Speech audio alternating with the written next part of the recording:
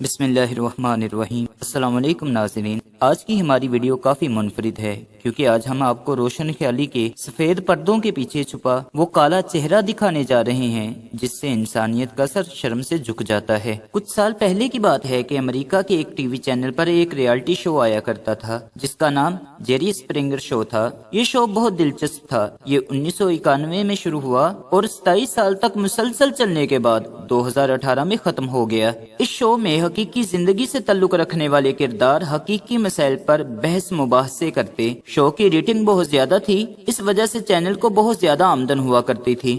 چنانچہ ایسے افراد جو اس شو میں آ کر اپنے حقیقی مسائل پیش کرتے، شو کے منتظمین معاوضے کے طور پر انہیں اچھی خاصی رقم دیا کرتے تھے۔ یہ لوگ واقعی حقیقی ہوتے، انڈیا پاکستان کے شوز کی طرح پیڈ ایکٹرز نہیں ہوتے تھے۔ نتیجتاً اس شو کی مقبولیت میں بے پناہ اضافہ ہوتا چلا گیا۔ ان شوز میں ایک ایسا سلسلہ بھی شروع کیا گیا جسے آپ کہہ سکتے ہیں کہ وہ آزاد خیال لوگوں کے لیے بہت بڑا سوالیہ نشان ہے۔ اس سلسلے کا نام تھا اس بچے کا باپ کون ہے۔ ہوتا یہ کہ ایک عورت ایک بچے کے ساتھ پروگرام میں آتی اور بچے کے باپ کی تلاش شروع کر دی جاتی۔ دراصل اس عورت کو پتہ ہی نہیں ہوتا تھا کہ اس بچے یا بچی کا اصل باپ کون ہے۔ استغفر اللہ۔ شو کے منتظمین عورت کے کہنے پر ان مختلف مردوں کے ساتھ رابطہ کرتے جن سے وہ ملتی رہی تھی۔ ان سب کو 3 4 کی تعداد میں شو میں بلا کر ان کا ڈی این اے ٹیسٹ کروایا جاتا اور بچے کے ڈی این اے سے میچ کرنے کی کوشش کی جاتی۔ مردوں کو بلانے کا سلسلہ اس وقت تک جاری رہتا جب تک کسی مرد کے ساتھ بچے کا ڈی این اے میچ نہیں ہو جاتا تھا۔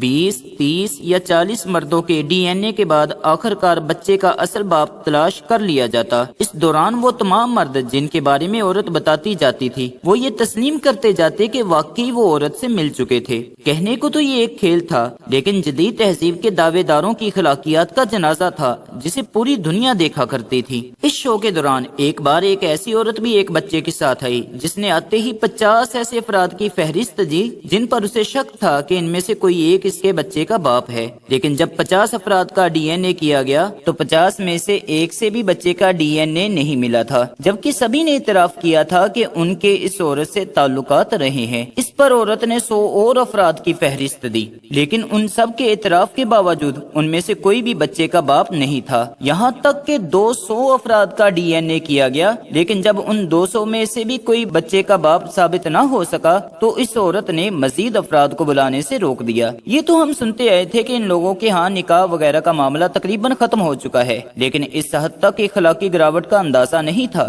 رسول اللہ صلی اللہ علیہ وآلہ وسلم نے ارشاد فرمایا کہ ایک ایسا وقت آئے گا جب زنا اس قدر عام ہو جائے گا کہ اسے گناہ ہی نہیں سمجھا جائے گا۔ اب ظاہری بات ہے وہ عورت جو شو میں شرکت کرتی ہوگی اس کے والدین بھی ہوں گے، بھائی بہن بھی ہوں گے، رشتہ دار بھی ہوں گے، لیکن اس کو کسی کی بھی شرم یا حیا نہیں ہوتی تھی، نہ کسی کا خوف، نہ عزت بے عزتی کا احساس۔ گناہ ثواب کا معاملہ تو بہت پیچھے رہ گیا۔ جہاں رہتی ہوگی جو اس کے جاننے والے ہوں گے ان کے سامنے بھی اسے کوئی شرمندگی محسوس نہیں ہوتی ہوگی۔ لیکن ٹھہریے، ایسا کیوں ہوا؟